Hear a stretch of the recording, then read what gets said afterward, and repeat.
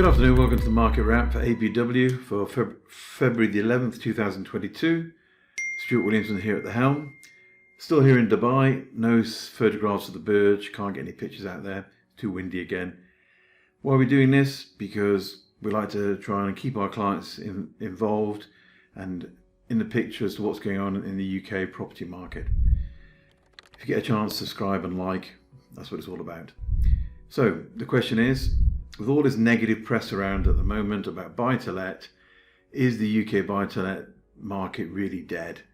I've been asked this by quite a few clients, and okay, not dead perhaps, but mortally wounded or torpedoed before the waterline, whatever you want to say.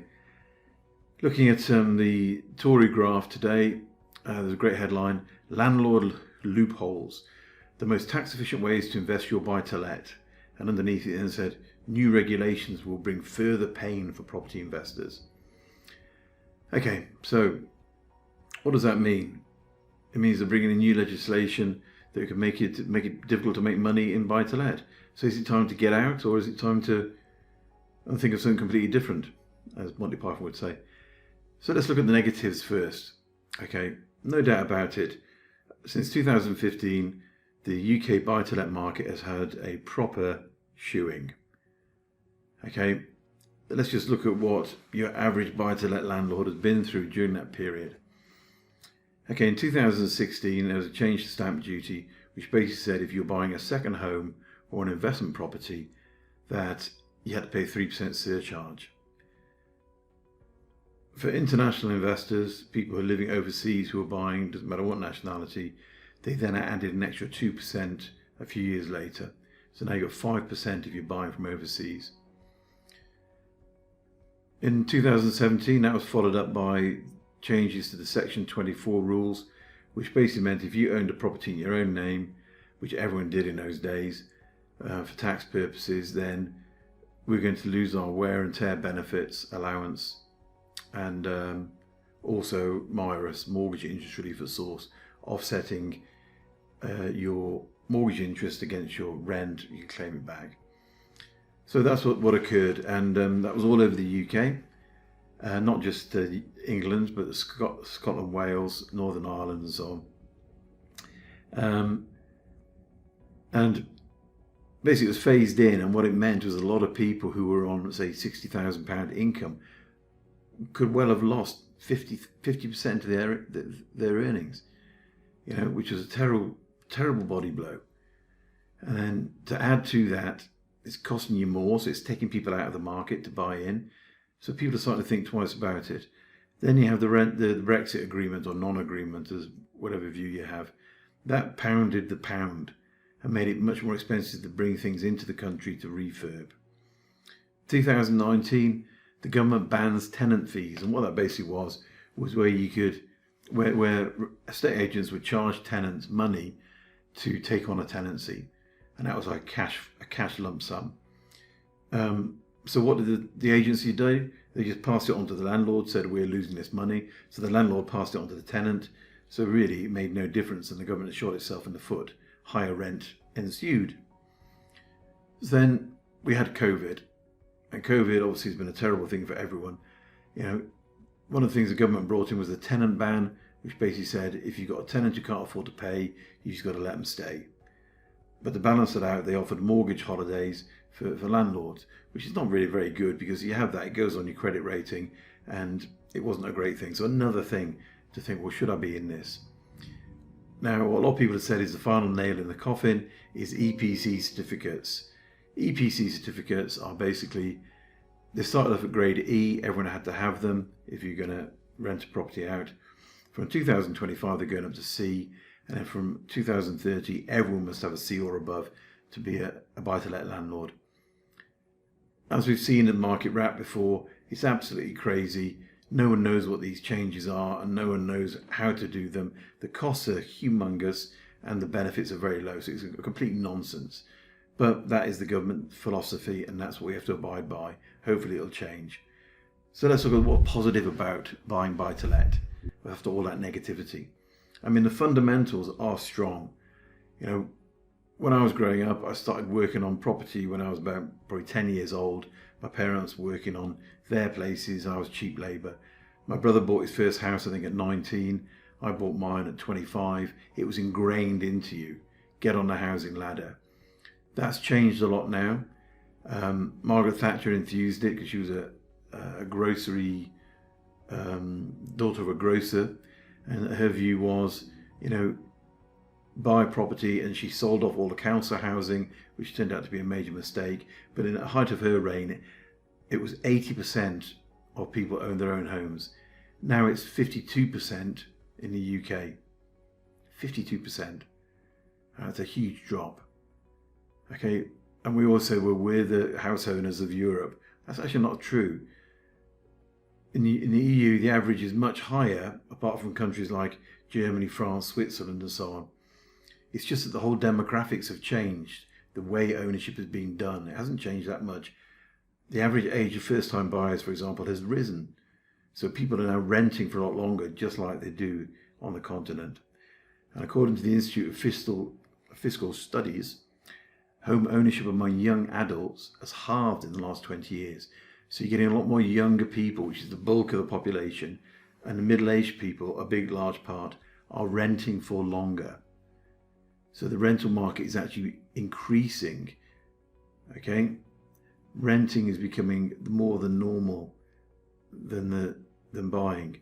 And my son, my eldest son in the UK, he lives in a rental, rather have an 80-inch TV. Let the landlord deal with it, he says. So let's just look at demographics for a second, extrapolating on that. A lot of the population growth in the UK has been through inward migration. Okay, that stopped during COVID and it stuttered a bit during Brexit. But people who come into the country are much more likely to live in rented accommodation than people born in the UK, because they're basically a lot poorer. They come from backgrounds that did rent and didn't buy. Foreign-born individuals have significantly lower ownership rates, apparently. In the UK, it's 43%, so 10% less. Okay, UK-born people more likely to have homes, 69% apparently. I don't know how it works with the earlier figure. Of those living in rented accommodation, most people born abroad are in the private rented sector, and they're much less likely to live in new built houses because they haven't got the money. They come in and do the jobs that a lot of British people are not willing to do, the more basic jobs. Okay, so what about rental trends? Are they positive or negative? Let's look at today's Zoopla report. How up to date is that? Fresh off the press, so to speak. UK annual rental growth for new lets rose 8.3% in Q4 as demand gains momentum and amid chronic shortage of supply. So there's no houses to rent, so it's up 8.4%. But at the same time, let's not look at this as a bubble, because the average earner was putting 37% of their money into rent, compared to the 10-year average, which is 36%. So it's still an average. London rents were up by 10%, but it only equates to an £18 increase year on year because they dropped so much. UK rental demand is up 76% in January compared to similar periods between 2018 2021. Cumulative rental growth is 12% higher over the last 5 years. Okay, which is slightly under the rise in average hourly earnings payments during that period. So we're seeing a great still increase in rental incomes. I mean, you look at places like Nottingham and it's nearly 9%. So there's a lot of demand for rental property still. So it still is a good market for that. Let's look at the commodity itself, land. Now, as far back as anyone can remember, land has been seen as the most valuable asset, a commodity rather, an idea that Mark Twain captured in his simple quote, "Buy land, they aren't making it anymore." I mean, that's not entirely true, because here in Dubai, places like Bahrain, they are making land, but not in the UK. In 2019, 56 million people lived in urban areas in the UK, 82% of the population, and 9.6 million in rural. But 85% of the land is actually rural. So it's a major disparity. We are a urban people. We want to live in the cities. Look at housing supply, how much is being built. Well, Nigel Farage famously said during his Brexit drinking binge, He said that a new house needs to be built every 7 minutes to keep up with supply. Then now that's not entirely true, but it's very close. This year, the government and the Confederation of British Industry stated 340,000 houses needed to be built, of which 145,000 need to be affordable, i.e. replacing the council houses that are sold off.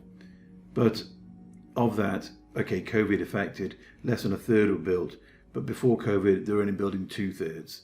So it's still way behind what should be occurring. What are the benefits of buying property now? Gearing.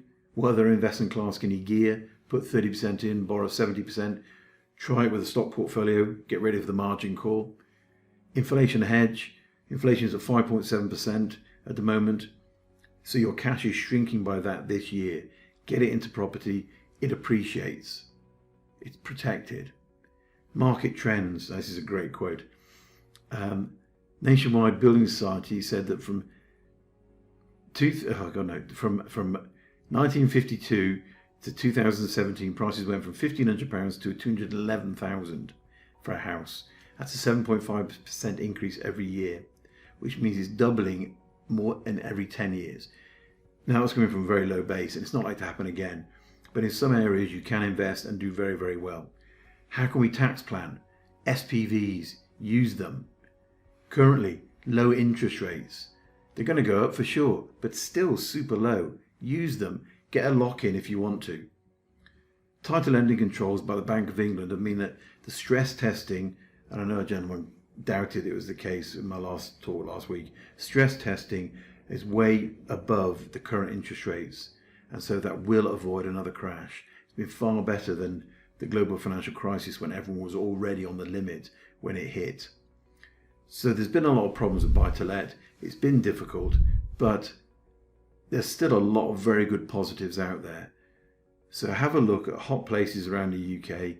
You can see them by just doing a bit of research and looking where is the industry growing, where have you got high employment growth, where have you got high occupancy of properties, where do you have a real economic drive going on that's going to give you good capital appreciation in the future. You know, as I always say, that's not Whitby. You know, that's in places where you've got great industry going on. So look for it, get some advice. That's it. Thank you very much for this week. Hope you enjoyed it. It's my last one from Dubai. So I'll see you next week. Thanks very much. Bye-bye.